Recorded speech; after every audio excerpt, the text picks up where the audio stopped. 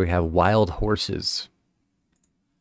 Wild Horses. Here we go.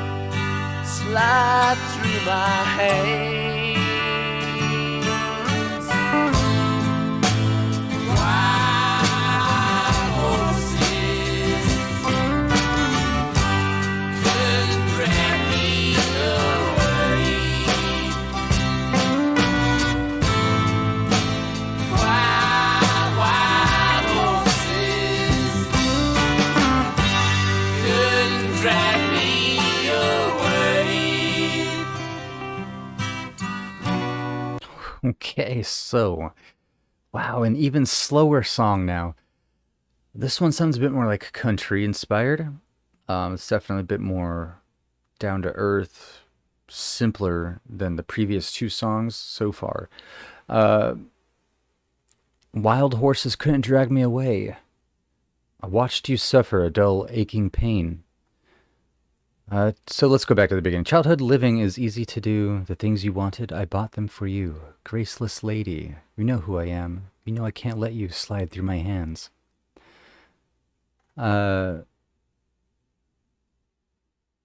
Is this about a daughter? Somebody's daughter? I watched you suffer a dull, aching pain. Let's just continue, right? I watched you suffer.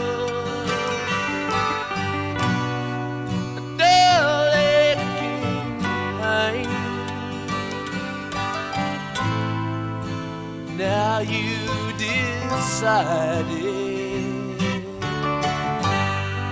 to show me the same. No sweet thing exists. Oh, off stage lines could make me feel bitter. Treat you unkind.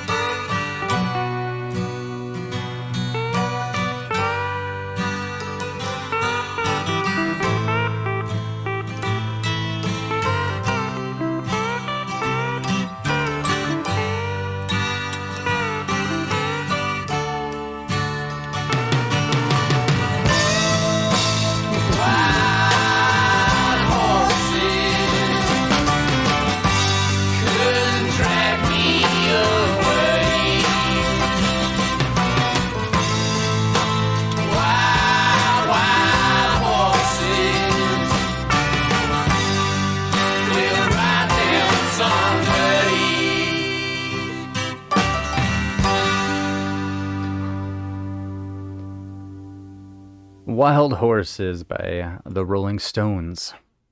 That was actually a lot of fun, even though it was like the slowest, right? But that doesn't mean it wasn't the most like powerful, emotional, or intense. Dude, I loved the big swell we had at the end where we all just came back and kind of exploded.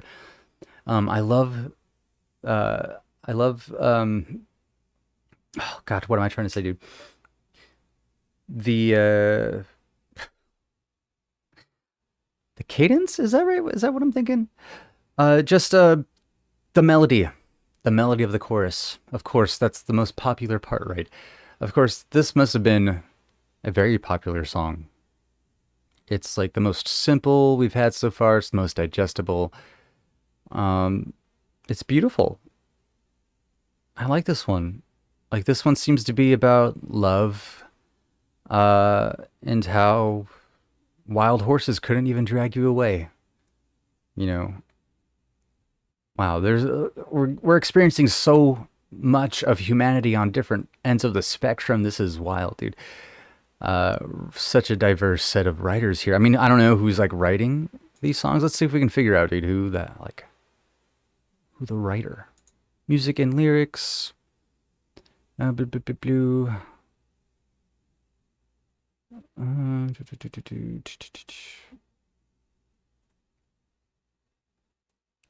Hmm.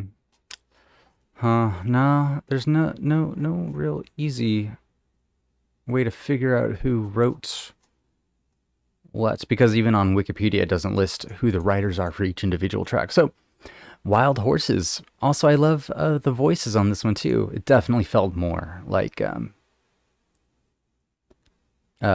country, folky. Wild. Dude, I want to learn how to play this one. So actually on Wikipedia it says all tracks are written by Mick Jagger and Keith Richards except where noted. Gotcha. So everything's by Mick Jagger and Keith Richards.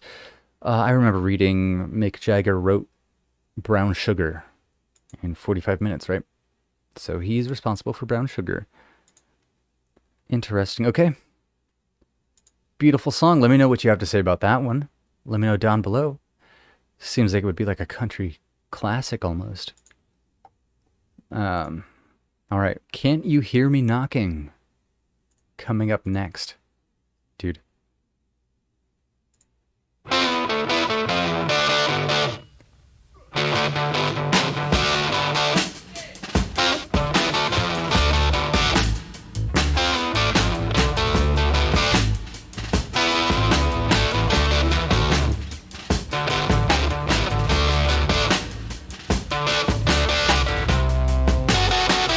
Yeah, you got satin shoes. Yeah, you got nasty boots.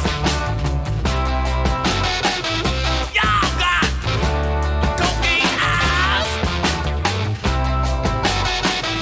Yeah, you got sleepy darling. Can you hear me knocking on your window? Can you hear me knocking on your door? Dude, I've heard that before. Can't you hear me knocking?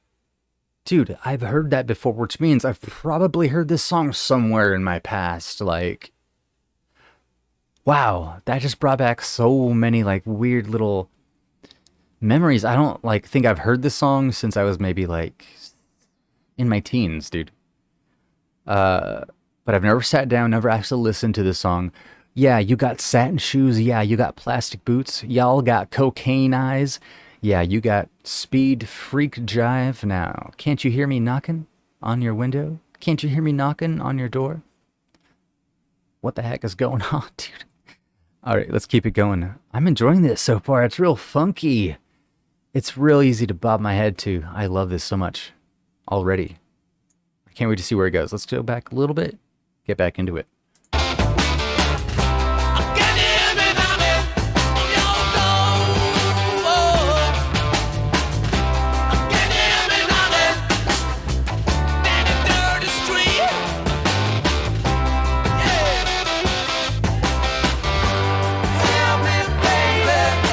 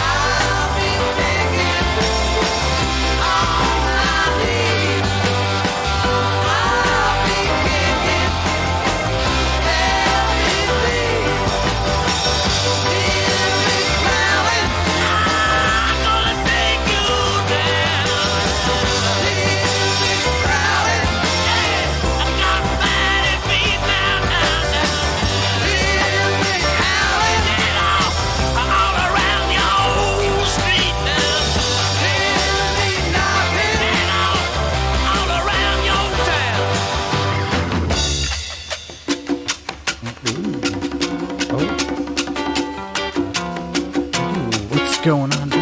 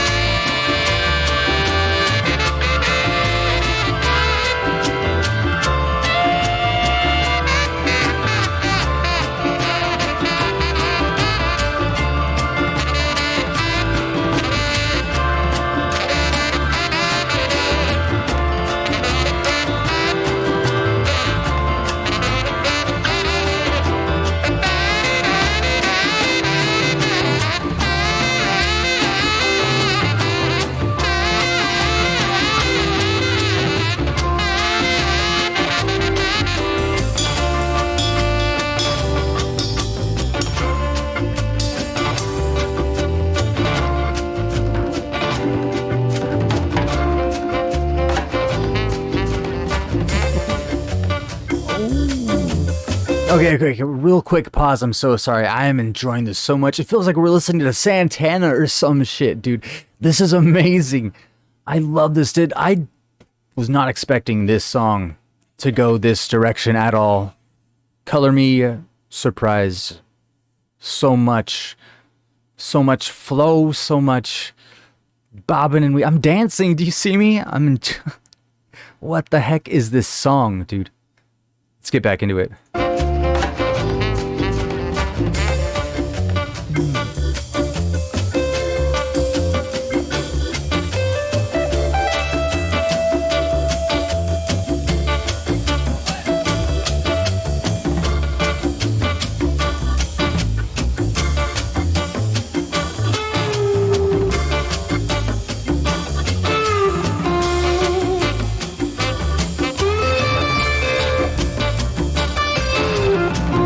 Yes, give me that guitar, dude.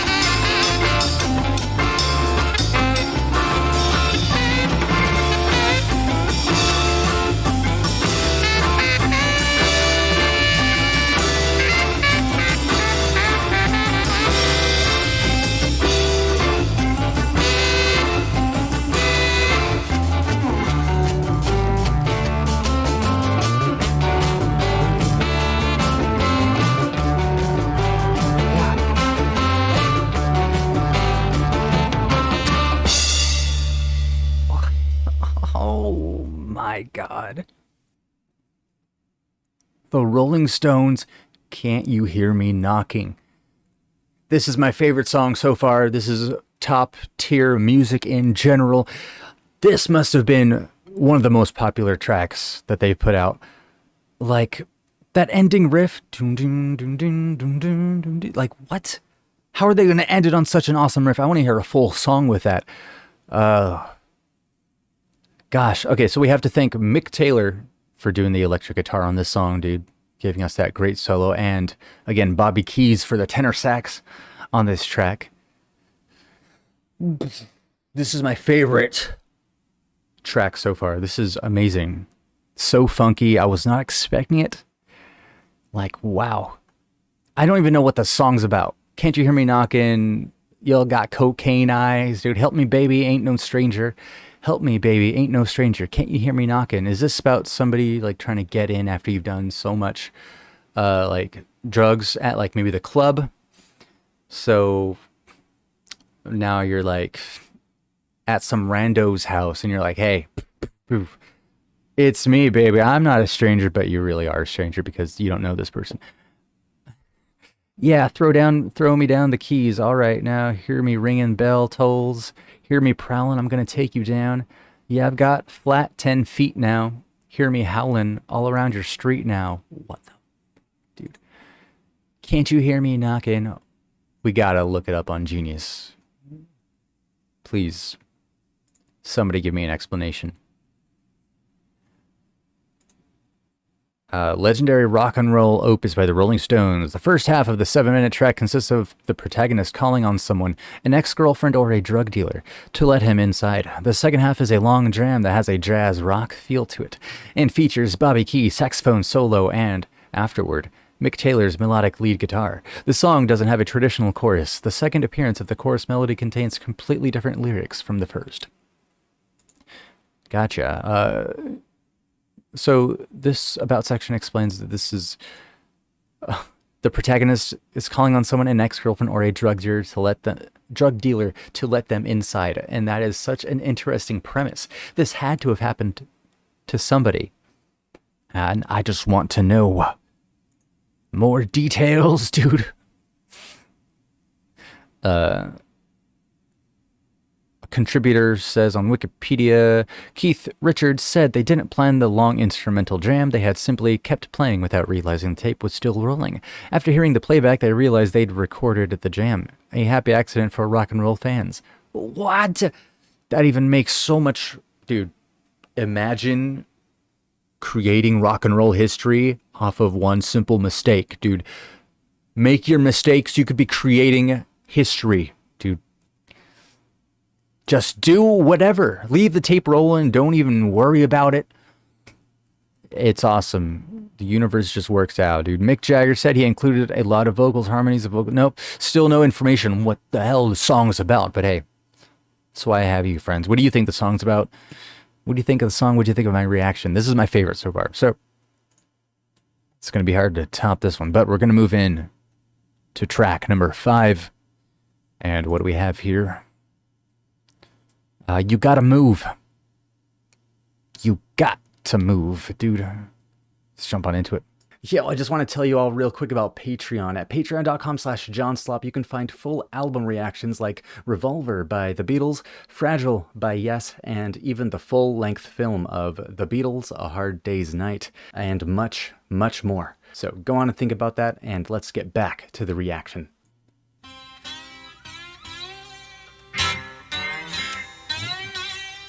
Okay. Twangy.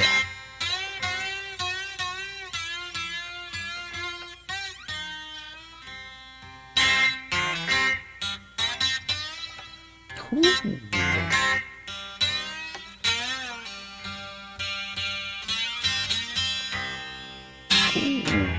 You got to move. You got to move. You got to move, child. You got to move.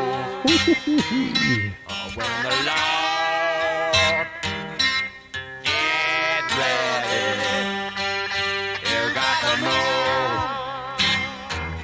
You may be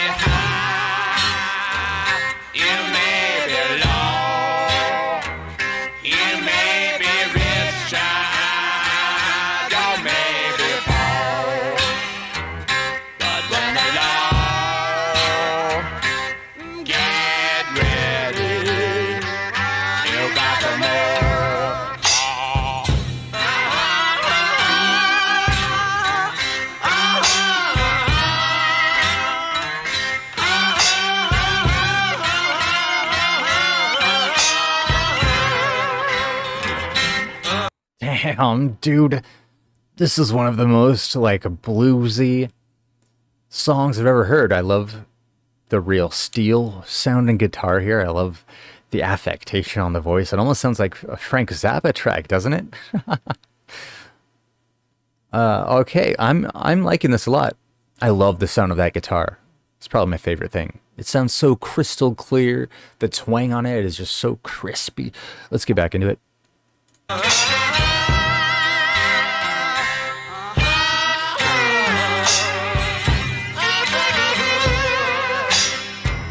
You see that woman who walks the streets. You see that police upon his beat. But when alone, get ready. You got to move.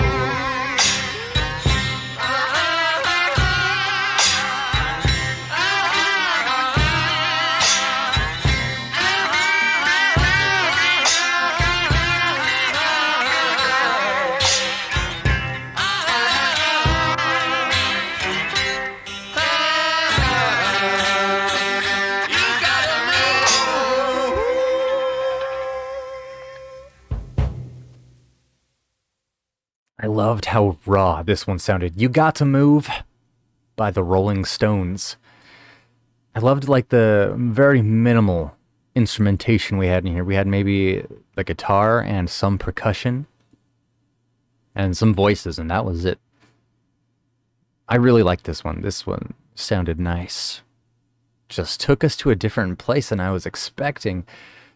Wow, such a diverse album this is. I can see why this is one of the best selling ones. I'm not sure what the song is about though. You gotta move, child. You gotta move. Oh, when the Lord gets ready, you gotta move.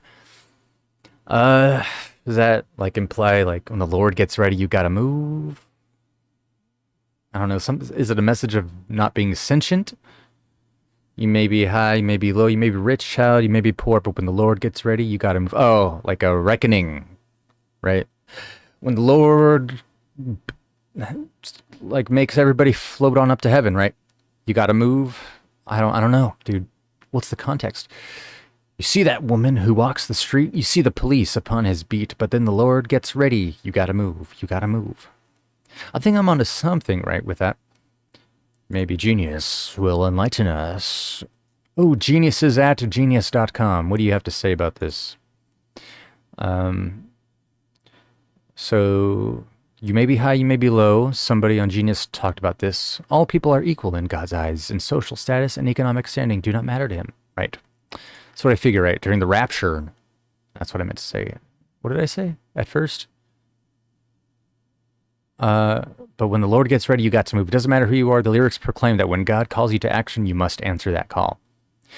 Okay. It's more of a call to action, not like, not rapture. Okay. I totally get it now. Totally get it.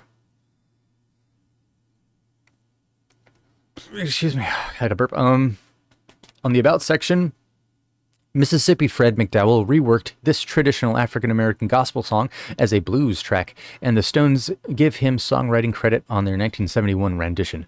This song was often performed live in the late 1960s before it was released as a studio track, and a recording of this can be heard on the 40th anniversary release of the live album Get Your Yayas Out. That's like the third time we've heard of that. Get Your Yayas Out.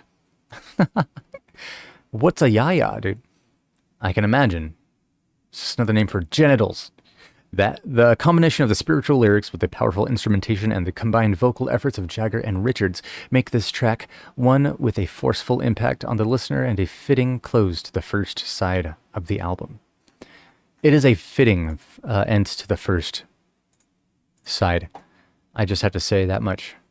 So, let's just keep it moving, friends. That is a good halfway mark. So again, if you need to get your snacks, refill on your snacks, get a refill on your drinks, do whatever you got to do, because we're also going to take another hit before jumping into these next few songs. So I'm so excited. This has been such like a humanity Gut punch, dude. There's been so much that we've learned while listening to this, dude. This is why I love listening to music. It's not just always about the music, it's about the experience that comes along with the writing. Like, experiences have to happen for the songs to be written. You know what I mean? And I don't feel like they're pulling anything out of their asses. I feel like they're pulling from real experience and pulling from the world around them. This is a lot of fun, really engaging. This is great work, dude. I can see why Rolling Stones are like top tier of a lot of people's lists. So side 2, first track we're gonna jump on into, it's called Bitch. Now, I don't condone calling women bitches, like, derogatorily, you know, maybe as like a silly, like,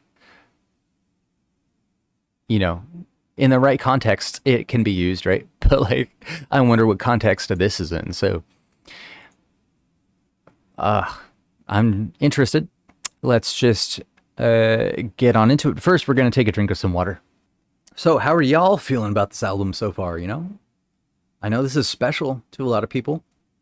I know that, like, this is my first time listening to this, and I know not everybody had all the context, like, going into it, like, listening to it on, like, vinyl for the first time. Like, in the 70s, I know I'm very privileged to be able to look up information, and that's just kind of my whole thing, dude. I like learning as much as I can in the moment. I like to connect to as much of the humanity that exists in these tracks. So, let's take a hit and jump on into this track.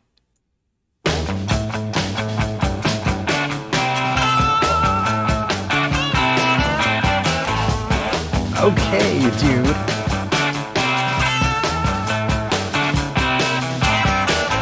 Feeling so tired, can't understand it. Just had a long night's sleep. I'm feeling so stuck, I'm so distracted. It does the thing all week. I'm feeling drunk, too stubborn, sloppy. It does the thing all night. I'm feeling hungry, can't see the reason. Just in a house needs mine. Yeah, when you call my name, sound a bit like a Pavlov dog. Yeah, when you lay me out, my heart will beat louder than a big bass drum. Alright.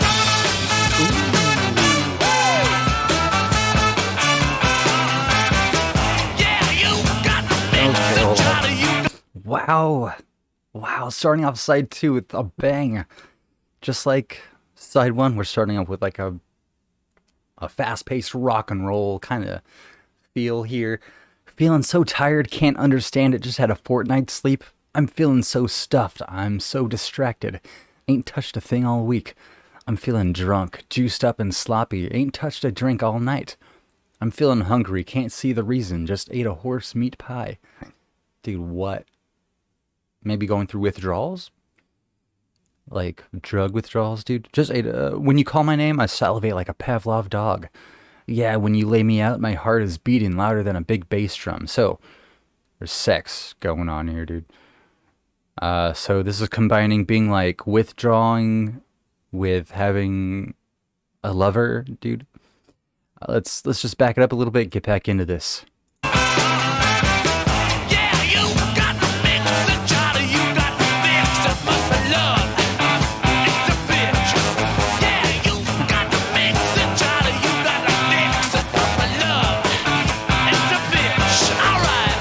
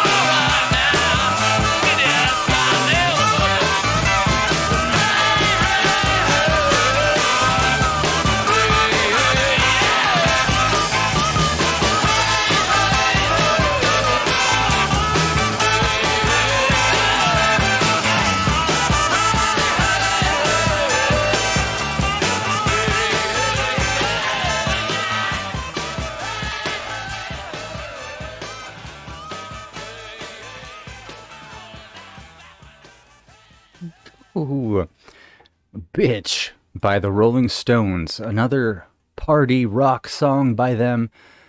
Just one just to get out a lot of energy and dance to. A lot of fun. Great horn section. I love this mix. Like people that I don't know. I would really like to see like if this is going back to like basics, I would love to hear them going like big, dude. You know what I mean? So let's check out the dude. I really don't understand these lyrics, but let's try and figure it out. Let's go over to Genius. Let's have them do a lot of the hard work for us. Here on Genius, for the first verse, feeling so tired, can't understand it, just had a fortnight's sleep. Feeling so stuffed, I'm so distracted, ain't touched a thing all week. Feeling drunk, juiced up and sloppy, ain't touched a drink all night. Feeling hungry, can't see the reason, just had a horse meat pie.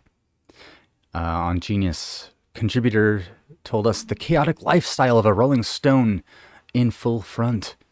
The whole verse uses antitheses.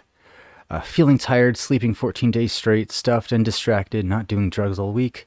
Drunk and sloppy, not drinking all night. Hungry, just had a horse meat pie.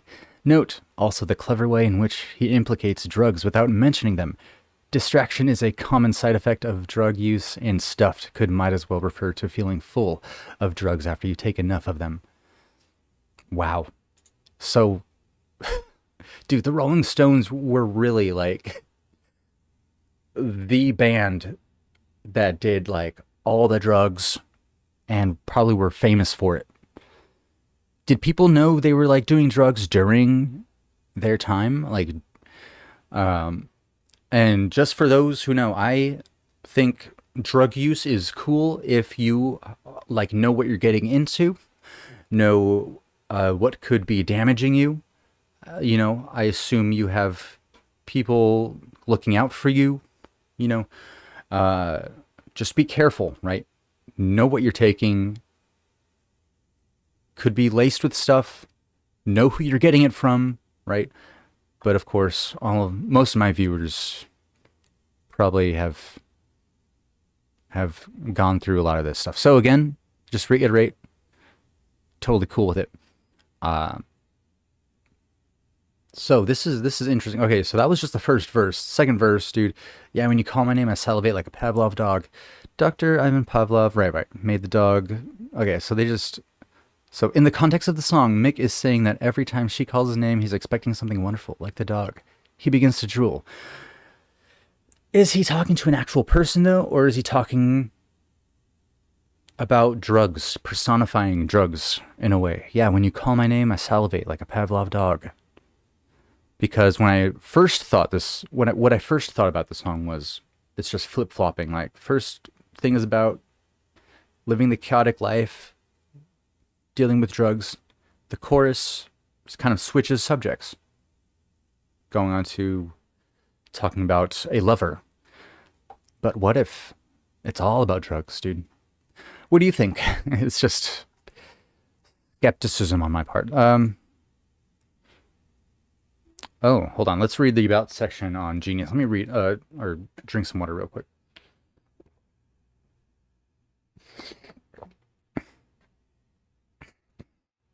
Adding to the band's discordant appeal with feminist audiences, Bitch was released as a single on April 16th, 1971, 1 week before the release of Sticky Fingers, yet it failed to chart, mainly because radio stations declined it airplay because of its title and the lyrics' personification of love as, well, bitch.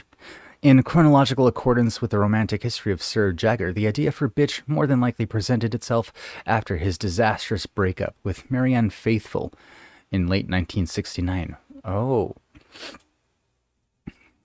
Ooh, I had no idea about that, dude.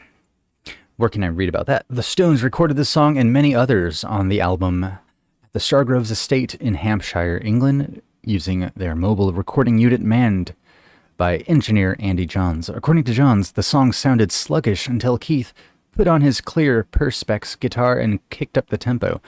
Adding to Keith's contribution is the big brass sound coming from the Stones' newly established horn section, headlined by Bobby Keys. The combination of those two elements, plus Charlie and Mick's talented performances, produced a track that Richards calls the vintage Memphis tribute on Sticky Fingers. In the same interview, Keith defines the essence of the Stones, which, in Bitch, is on full display. After discussing how the song's sound originated, Richards summarizes his comments by saying, "If it's done in conviction, if nothing is forced, if it just flows in, then it gives quite an extra kick to it." So during the time, I bet that word was used a lot and probably disparagingly towards women, right? It still is, right? But I feel like it's making like a comeback. People are kind of reclaiming it. Women are reclaiming it. So I bet this was a big kind of statement at the time saying we're not politically correct. And I don't feel like they were even... Okay, personally, the use of the words, just like I think, is the problem here. Their personal use of the word in this song isn't like the worst. It's not like they're calling a person a bitch. They're calling this thing, love, a bitch. Like, yeah, the word usage there is using like kind of a derogatory word towards women, but it's like not exactly used in that way. Might as well be saying it must be love. It's a tough as fuck thing, right? But they chose to use the word bitch. And I'm thinking it was just like a statement. They're like, hey, it just kind of hits harder, right? Because that's the language we use. And that's generally what the stuff is. So, yeah. I don't know, though. Let me know your thoughts. Let me know, like, if I am even close. I don't know. So, what do you have to say about this one? It was a good one, though. They started off strong. The second side, it was great. Okay. So yeah, with that, we're just gonna move on into the next track, which is "I Got the Blues." Track 7, "I Got the Blues." Here we come.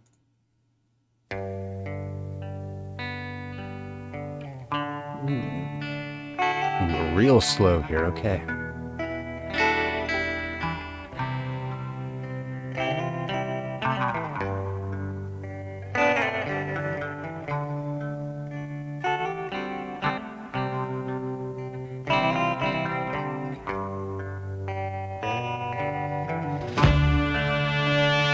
As I stand by your flame, I get burned again.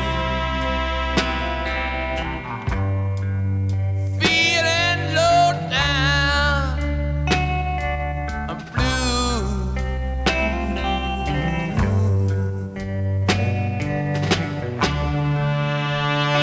As I sit by the fire of your warm fire, I got the blues for you. Yeah.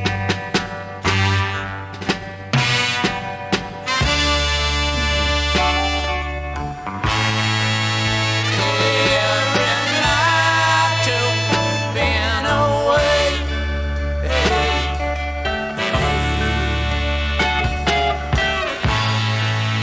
I've sat down and I have prayed that you're safe in the arms of the guy who will bring you alive. Gosh, dude. Knowing what we know now about Mick Jagger's like disastrous breakup, like what did that entail? Like that word disastrous holds many connotations. Had to be traumatic, dude. This song is so sad knowing what we know. So, gosh. As I stand by your flame, I get burned once again. Feeling low, down, I'm blue. As I sit by the fire of your warm desire, I've got the blues for you. It's so sad. Beautiful guitar, though. Beautiful guitar. I really love Mick Jagger's voice. That's really like my favorite thing about this album. It has to be Mick Jagger's voice. I think then the guitar solos. We've been switching, right? Keith Richards and Mick Taylor have both been... Right? Is that right? Hold on. Let's go to... Yes. Yes. Keith and Mick, two guitarists. So that's cool. Pretty early for like a two guitarist band, huh? No, actually, never mind.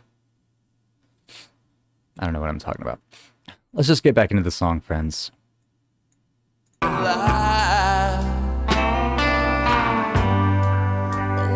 drag you down with abuse.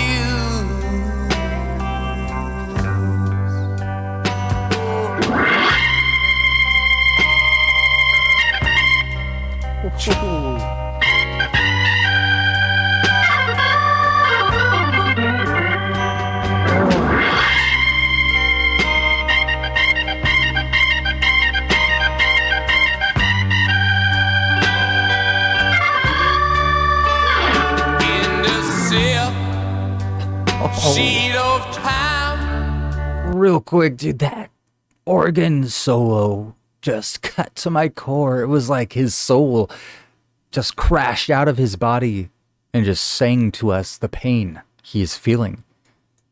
In the silk sheet of time, I will find me tonight.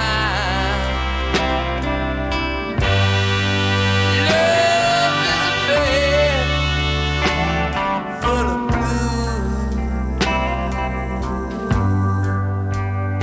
and I got the